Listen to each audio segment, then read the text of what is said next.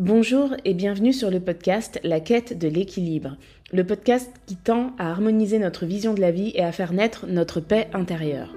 Aujourd'hui, nous allons parler de la pleine lune qui aura lieu dans le signe du Cancer le 7 janvier prochain. Je m'appelle Nathalie, je suis astrologue et autrice et j'ai créé ce podcast afin de vous partager des réflexions et des observations que j'ai pu faire sur divers sujets de la vie, tout en faisant le lien avec mes connaissances astrologiques. Ce qui me fascine le plus dans ce langage astral, c'est la compréhension du potentiel de l'individu. Démystifier l'astrologie en la mettant en corrélation avec des situations qui arrivent à chacun d'entre nous est à mon sens la meilleure manière de rendre ce langage accessible au plus grand nombre. Bien évidemment, je vais continuer à faire des podcasts portés uniquement sur les transits planétaires et les phases lunaires, mais je trouve intéressant d'incorporer d'autres sujets, car si l'astrologie est un outil merveilleux pour la compréhension de soi et des autres, c'est uniquement lorsqu'elle sort de son contexte purement théorique, afin d'être observée dans la vie de tous les jours, qu'elle devient vraiment utile. Sur ce, je vous souhaite une belle écoute et n'hésitez pas à partager ce podcast. Bonjour, je suis vraiment heureuse de vous retrouver aujourd'hui pour un nouveau podcast sur la pleine lune dans le signe du Cancer. Comme stipulé en introduction, la pleine lune aura lieu le 7 janvier 2023 à minuit 07. Enfin, je crois que c'est entre 07 et 08. Enfin, peu importe. En tout cas, cette pleine lune, elle aura lieu à l'heure française, c'est l'heure de Paris que je vous donne, la nuit, et elle se fera en harmonie avec Uranus, mais aussi en harmonie avec Neptune. Alors, qu'est-ce qu'une pleine lune ? Ça, c'est quelque chose que je vais rappeler à chaque podcast, parce que vous êtes peut-être nouveau, nouvelle à me suivre et à écouter ces podcasts. La pleine lune, c'est une opposition du Soleil à la Lune, c'est-à-dire que c'est la période de la lunaison où la Terre est entre les deux. C'est-à-dire qu'on a le Soleil qui éclaire la face entière de la Lune et nous permet de voir son disque entier. À l'inverse de la nouvelle Lune, où justement c'est la Lune qui est entre le Soleil et la Terre, et du coup le Soleil éclaire la face cachée de la Lune. Donc c'est une période où on ne voit pas la Lune dans le ciel, qui correspond au début de la lunaison. Donc, une pleine lune, c'est une opposition soleil-lune. En astrologie, le soleil, c'est la vitalité, c'est l'existence, c'est aussi ce qui est visible, parce qu'il faut rappeler que le soleil, il représente l'énergie du lion, et l'énergie du lion, c'est une énergie de feu. Donc, on n'est pas du tout dans l'introspection, dans la discrétion, dans le calme, on est vraiment dans le fait de donner, de partager, d'entreprendre. Ça représente aussi nos ambitions. D'ailleurs, dans le thème astral, quand vous parlez de votre signe astrologique, vous parlez du signe dans lequel se trouvait le soleil au moment de votre naissance. Donc c'est vraiment la personnalité visible. À l'inverse, la lune, elle représente la vie intérieure, la vie émotionnelle et aussi la vie intime. Ça représente l'intuition, ça représente aussi la notion de rêve, et on est face à tout ce qui est relié au passé, y compris au passé antérieur et donc aux mémoires et aux bagages karmiques que l'on porte. Donc une opposition soleil-lune, c'est un tiraillement entre ce qui est visible et ce qui est invisible, un tiraillement entre ce que l'on montre et ce que l'on ressent. Et donc, à chaque fois qu'il y a une pleine lune, ce n'est pas uniquement le signe du Cancer qui est concerné, mais plutôt l'axe Cancer-Capricorne. Et l'axe Cancer-Capricorne, c'est l'axe qui nous parle des valeurs du passé, qui nous parle de la famille, qui nous parle aussi de la solidité des choses et qui est en recherche de stabilité et de sécurité auprès du travail et ou du foyer, parce que le travail, ce sera plutôt tout ce qui est relié au Capricorne, et le foyer, ce sera plutôt tout ce qui est relié au Cancer. D'ailleurs, on parle aussi de l'axe enfant-adulte, le Cancer pouvant représenter l'enfant, et le Capricorne pouvant représenter l'adulte. Seulement, il faut prendre en compte une petite chose quand même, quand on est face à une pleine lune en Cancer, c'est qu'en Cancer, la lune, elle est à domicile. Donc ça veut dire qu'elle est dans son signe de référence et donc qu'elle a une énergie beaucoup plus forte que le soleil qui se trouve en Capricorne, puisque le soleil à domicile, c'est quand il est dans le signe du lion. Donc pour une pleine lune en Verseau, on se retrouve avec la même configuration, dans le sens où on a le soleil qui est dans son signe domicile, qui est forcément un peu plus fort que la lune, si je puis dire. Donc là, la pleine lune en Cancer, ça veut dire que l'émotionnel pourrait surprendre vraiment le visible. Surtout que ce qu'on remarque en second plan, c'est que le soleil, il est conjoint à Mercure. Et il est conjoint à un Mercure qui rétrograde, bien évidemment. Sachez que Mercure rétrograde depuis le 29 décembre et rétrogradera jusqu'au 18 janvier. Qu'est-ce qu'une rétrograde ? C'est quand symboliquement, d'un point de vue terrestre, on a l'impression que l'astre recule. Donc on dit en astrologie que de par sa rétrograde, la planète envoie entre guillemets, un peu moins bien son énergie et ça fait que ce qu'elle représente est un peu amoindri, si je puis dire, un peu plus affaibli. C'est plus difficile de communiquer, de voyager, etc. Puisque Mercure représente la communication, les déplacements, les voyages, etc. Enfin, c'est pas que c'est plus difficile, mais c'est plus difficile de se comprendre, vu que c'est l'astre de la communication. Et donc, le Soleil qui est en Capricorne, donc le signe du Capricorne, c'est un signe cardinal, un signe de terre, un signe qui évoque la sagesse, la solidité, la force, le courage aussi, il faut le dire, et aussi l'autodiscipline. Donc, avec un Soleil conjoint à un Mercure qui rétrograde, il peut y avoir des rancœurs du passé, alors peut-être vis-à-vis de quelque chose ou de quelqu'un qui est en lien avec la famille, c'est possible, puisqu'on a la Lune qui est en face à domicile dans le signe du foyer, mais ça peut être aussi un événement qui appartient tout simplement à notre passé. Donc c'est une période, une pleine Lune, où on fait de toute façon des remises en question puisque on est à la moitié de la lunaison. Donc je rappelle, la nouvelle lune, elle a eu lieu de mémoire le 23 décembre, je crois, dans le signe du Capricorne. Donc on est dans une lunaison Capricorne avec une pleine lune en Cancer. Et donc ça invite, si vous voulez, à mettre un peu plus d'émotionnel dans ce que nous entreprenons, à plus nous écouter aussi. D'ailleurs, c'est quelque chose qui a pu manquer pour beaucoup au cours de l'année 2022, de pas assez écouter son intuition, de pas assez écouter son corps, de pas assez écouter tout ce qui vibre de l'intérieur, tout ce qui est relié à la fatigue, etc. Donc c'est vrai que cette pleine lune en Cancer, c'est un bon moment pour cela, un bon moment pour se mettre sur pause. Je rappelle que le signe du Cancer est quand même un signe casanier. C'est donc un signe qui invite au repos, qui invite à se concentrer sur la vie familiale, sur aussi ce qui nous fait du bien et ce qui nous fait nous sentir en sécurité. Donc tout ça, ça veut dire que aux alentours de cette pleine lune, il est préférable de ne pas se mettre dans l'inconfort en fait. C'est-à-dire dans l'inconfort financier, dans l'inconfort vis-à-vis de choses que l'on n'a pas du tout envie de faire. Il faut vraiment écouter son instinct parce que si on ne l'écoute pas, ça peut amener vers des confusions et vers même, si je puis dire, des disputes ou des situations peu agréables. Pourquoi je dis ça ? Parce que on a Jupiter qui est dans le signe du Bélier, à 1,58 degré le jour de cette pleine lune. Donc le signe du Bélier, c'est un signe qui est au carré du signe du Capricorne et aussi au carré du signe du Cancer. Donc c'est vrai que la pleine lune, elle a lieu sur un axe qui est à 16 degrés Cancer, 16 degrés Capricorne. Donc on ne peut pas parler de quadrature, mais Jupiter, c'est pas rien quand même. Jupiter, c'est entre guillemets le second soleil du système solaire. Donc, c'est vrai que par instinct, je dirais vraiment que il faut privilégier la prudence et le fait de se mettre en sécurité. Parce que Jupiter en bélier, en étant mal aspecté, ça peut impliquer des choses reliées à la violence, aux excès reliés à des actions que l'on pourrait faire vis-à-vis de vous qui ne seraient pas très, très agréables. Ça peut être effectivement des paroles aussi, parce que quelque part, c'est un peu au carré de Mercure. En plus, on a Mercure qui rétrograde, donc on ne saura pas forcément trouver les mots justes, les mots apaisants. Vous voyez, là, on a 3 signes cardinaux qui sont affligés. Le 4e signe cardinal, c'est la Balance. Il est totalement absent de cette configuration. Mais je tiens quand même à préciser que pour les personnes qui habitent en France métropolitaine, à Paris, cette pleine lune, elle aura un ascendant Balance dans sa carte. À minuit 07, le 7 janvier 2023, à Paris, on est à 3,58 degrés de l'ascendant Balance.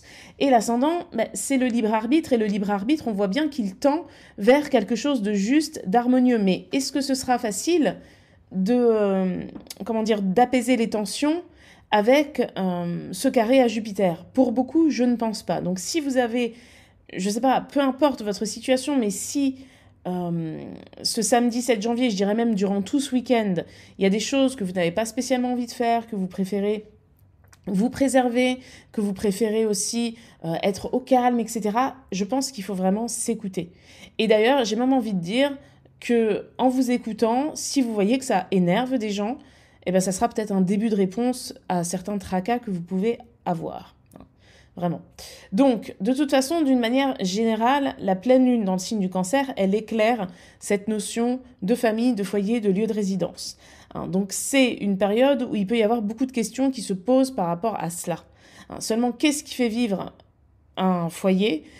une famille, c'est les finances. Il faut bien le dire, il y a forcément quelqu'un qui travaille, voire même parfois les deux personnes qui composent le couple du foyer.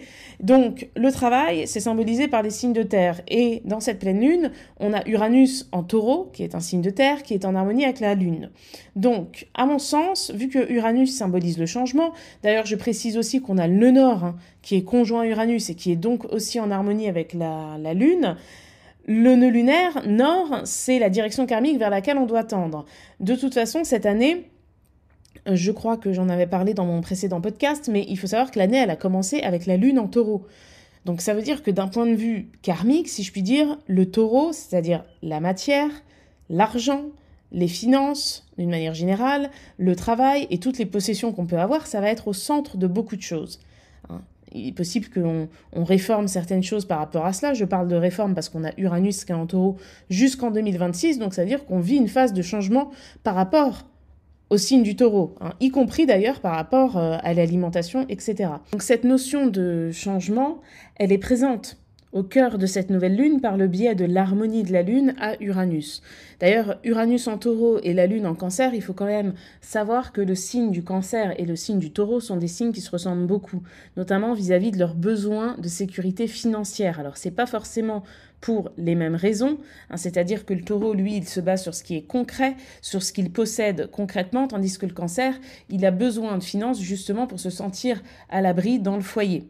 Mais donc, ça en fait deux signes qui sont quand même assez casaniers, qui sont très protecteurs. Et donc, au moment d'une pleine lune qui invite quand même à une remise en question par rapport au temps, si je puis dire, que l'on ose consacrer à notre vie intérieure, à ce que l'on ressent vraiment, etc., eh bien, ça pourrait être une bonne période pour se poser des questions et trouver en soi les réponses qui sont liées à toutes nos inquiétudes vis-à-vis des finances, notamment. Parce que le nœud nord, il est dans le signe du taureau, donc ça implique un nœud sud dans le signe du scorpion, et le signe du scorpion, c'est le signe des crises. Donc on est invité à sortir des crises au travers de cette pleine lune. Alors après, ça dépend également dans quelle maison dans votre thème tombe le nœud lunaire sud, sachant que le nœud nord, il est à 11 degrés 22 taureau. Donc au moment de la pleine lune, le nœud sud, il est à 11 degrés 12, pardon, pas 11 degrés 22. 11 degrés 12 du signe du scorpion pour le nœud sud. Donc à vous de voir dans votre thème dans quel secteur de vie ça joue. Mais c'est vrai qu'il y a quand même l'idée de se faciliter la vie. Et parfois, on a tendance à compliquer les choses par habitude, par crainte, par peur de sortir justement de notre zone de confort et donc à utiliser un process beaucoup plus long, beaucoup plus complexe pour arriver à ce que l'on veut, alors qu'il y a des solutions entre guillemets nouvelles. Il ne faut pas oublier aussi que Uranus représente le signe du Verseau, et le signe du Verseau, c'est les innovations. Donc il faut quand même se laisser aller et accepter les changements, même ceux qui ne dépendent pas de notre volonté. Donc ça, c'est quelque chose qui est assez important, je pense, par rapport à cette pleine lune. Et au moment de cette pleine lune, on a Vénus qui sera à 4 degrés 51 Verseau et Jupiter à 1 degré 58 du Bélier qui seront en harmonie. Alors, ils ne seront pas en harmonie directe avec la pleine lune, mais au moment de cette pleine lune, la déesse de l'amour et Zeus, si je puis dire, puisque Jupiter c'est Zeus, seront en harmonie avec une Vénus qui est dans le signe du Verseau, donc qui donne un intérêt et aussi une aisance vis-à-vis du fait, par exemple, de prendre... de prendre la parole. C'est pas forcément prendre la parole, mais de prendre les devants de manière publique, parce que le signe du Verseau, il nous confronte aux autres. Et il y a l'idée donc d'en faire qu'à sa tête, mais c'est pas forcément ça, c'est surtout l'idée de ne pas se sentir jugé par les autres. C'est-à-dire que quoi qu'on fasse, il faut que ce soit aligné avec soi, avec sa vie intérieure, donc la lune en cancer, que l'on sache imposer une certaine forme d'autorité. Alors le mot autorité, il est souvent, si je puis dire, mal interprété, c'est-à-dire qu'on l'assimile à quelque chose de sévère, quelque chose de strict et quelque chose de méchant, mais avoir de l'autorité, c'est juste aussi se faire respecter. Par exemple, si on dit non, j'ai pas envie de faire cette sortie ce week-end, eh ben, c'est le dire et faire en sorte, enfin, pas forcément faire en sorte, mais que les autres en face comprennent que on est sérieux et que c'est ce qu'on veut, qu'on n'a pas envie de sortir, qu'on n'a pas envie, je sais pas moi, de dépenser tant d'euros pour cette activité, qu'au final ça ne nous dit pas plus que ça, et qu'on n'a pas envie d'accepter pour faire plaisir à tout le monde, mais derrière pour se mettre en difficulté financière, par exemple. C'est un exemple, mais c'est quelque chose qui peut être clairement illustré par cette pleine lune. Et donc Vénus en Verseau, c'est à la fois aimer le groupe, mais c'est aussi aimer son indépendance vis-à-vis du groupe. Parce que le signe du Verseau, c'est un signe qui est quand même assez complexe. Il symbolise à la fois les unions, les alliances, les groupes, et en même temps, c'est la notion d'indépendance. Donc, c'est trouver sa place dans le groupe sans être dépendant des gens qui le constituent. Et comme la Vénus, elle est en harmonie avec Jupiter dans le signe du Bélier, déjà que Jupiter, ça représente le Sagittaire, c'est un signe qui est très indépendant, le Bélier également, et bien là, on a le combo parfait pour justement agir de manière assez indépendante et parfois même un peu détachée de certaines choses. Donc je pense que cette pleine lune dans le signe du Cancer, elle sera assez intense. Je pense aussi qu'il est important pour tout le monde, si je puis dire, de vraiment porter de la considération à ce que l'on ressent, sur le plan intérieur, de prendre le temps de se poser, de faire le point, même si c'est que 10 minutes, de s'aligner, si je puis dire. Et c'est vrai que forcément, on est sur l'axe Cancer-Capricorne, donc on est sur l'axe Terre-Eau. Et pour les signes de terre et pour les signes d'eau, c'est-à-dire les poissons, le scorpion, la vierge et le taureau, cette pleine lune est particulièrement bénéfique parce que ça se passe dans la même énergie. Mais vous voyez, on a aussi Vénus et Jupiter qui sont dans les signes du Verseau et du Bélier. Donc je pense que pour le Bélier, ça sera particulièrement intense, tout comme pour la Balance d'ailleurs, parce que le Cancer et le Capricorne sont des signes qui sont au carré du Bélier et de la Balance. Mais ça invite quand même à mettre les choses sur pause. C'est-à-dire que pour le Bélier, ça pourrait être particulièrement ralentir les choses. Et pour la Balance, c'est aussi accepter que les ressentis intérieurs que l'on a, l'autre a des ressentis intérieurs également, et que tout ne peut pas toujours fonctionner comme on en a envie dans le couple, et que ce que l'on attend, par exemple, de l'autre, n'est pas forcément ce qu'il est capable de donner à l'instant T. Une fois de plus, je pense que, particulièrement pour la Balance, c'est la communication qui permet de solutionner les conflits, j'allais dire, ou les désagréments qui peuvent survenir en cette période. En plus, pour la Balance, on a un Vénus qui est en harmonie avec le signe de la Balance, puisqu'elle est dans le signe du Verseau, particulièrement pour les personnes du premier décan. Donc ça, c'est plutôt positif. Et puis le Verseau, c'est un signe qui communique. Après, est-ce que la communication sera facile ce week-end avec cette pleine lune et Mercure rétrograde conjoint au Soleil ? Je pense pas. Mais en même temps, cette pleine lune, elle invite à la patience. Le Capricorne et le Cancer, ce sont des signes qui sont reliés au passé. Et quand le passé se mêle du présent, en général, le temps de faire le bilan, le temps de tirer les conclusions qui s'imposent, eh bien, il faut du temps, forcément. Donc, les décisions ne sont pas à prendre à la va-vite au cours de cette pleine lune. Même si on a un Mars en Gémeaux qui est en harmonie avec Vénus, je pense qu'il faut vraiment prendre le temps parce que Mars, lui aussi, est rétrograde. Et pour conclure, on va voir aussi que la pleine lune, elle est en harmonie avec Neptune. Donc Neptune, il est aussi fort, si je puis dire, que la lune, puisqu'il est dans son signe des poissons. Donc la lune est à domicile, Neptune est à domicile aussi. Neptune, c'est le rêve. C'est vraiment les idéaux, c'est aussi les croyances, notamment les croyances spirituelles et ou religieuses. Et c'est vrai que cette harmonie, elle renforce, à mon sens, l'intuition. C'est-à-dire que pour beaucoup, on pourrait même être très clairvoyant, y compris dans nos rêves. Je pense que c'est une période où il faut, un week-end même, je dirais, où il faut apprécier le calme. On peut trouver aussi beaucoup de satisfaction au travers de l'art, beaucoup d'inspiration. Et je pense que dans la nuit, en plus cette pleine lune, elle a lieu la nuit, on sera vraiment enclin, à faire des rêves qui pourraient nous marquer. Mais, alors je ne suis pas spécialiste en rêve, je sais qu'on rêve toujours, même si on ne s'en souvient pas. Pourquoi on ne s'en souvient pas ? Des fois, je pense, alors c'est une supposition, mais je pense que l'état dans lequel on se couche peut jouer pour beaucoup. C'est-à-dire que si on se couche stressé, énervé, angoissé, etc., il y a peut-être moins de chances pour qu'on se souvienne de nos rêves ou peut-être plus de chances pour qu'on fasse des cauchemars. Tandis que ce besoin d'apaisement qui est retranscrit par la lune en Cancer, je pense qu'il est particulièrement nécessaire avant d'aller dormir le soir de cette pleine lune. Et il est possible que nos rêves nous en disent vraiment beaucoup au cours de au cours de ce week-end. Ça peut être vraiment très intéressant. Donc, si vous vous souvenez de vos rêves, vous pourriez même les noter. Ensuite, pour terminer, on parle de l'axe Gémeaux-Sagittaire et de l'axe Lion-Verseau. Donc, ils sont tous au quinconce d'un des signes de cette pleine lune, c'est-à-dire que le Sagittaire et le Verseau sont au quinconce du Cancer et le Lion et les Gémeaux sont au quinconce du Capricorne. Donc, cette pleine lune, elle invite à sortir quelque part de la zone de confort parce que tous ces signes que je viens de citer sont des signes qui n'apprécient pas forcément de regarder le passé. Cependant, là, il semble qu'il faille le faire, qu'il faille régler certaines choses, même si c'est qu'avec soi-même. Pas forcément, on n'est pas forcément obligé de communiquer avec quelqu'un relié au passé, etc. C'est vraiment un processus intérieur. Faut pas oublier non plus que la lune noire, elle sera aussi dans le signe du Cancer, à 28 degrés 55. Donc la lune noire, elle parle de trauma, notamment de trauma karmique. Donc c'est une position assez forte. On a la lune et la lune noire en Cancer. Donc ça rajoute, si je puis dire, de l'intensité et peut-être même un côté un peu radical face à ce que représente la lune en Cancer, c'est-à-dire l'instinct protecteur. Et je pense que pour une fois, c'est nous-mêmes que nous devrions protéger. J'allais dire nous protéger du monde extérieur, mais c'est plutôt nous protéger de la manière dont on se livre au monde extérieur. Et je pense que la clé de cette pleine lune, elle se situe dans le signe du Verseau, parce que l'harmonie avec Uranus est très intéressante. D'ailleurs, Uranus est également en harmonie avec le Soleil et avec Mercure.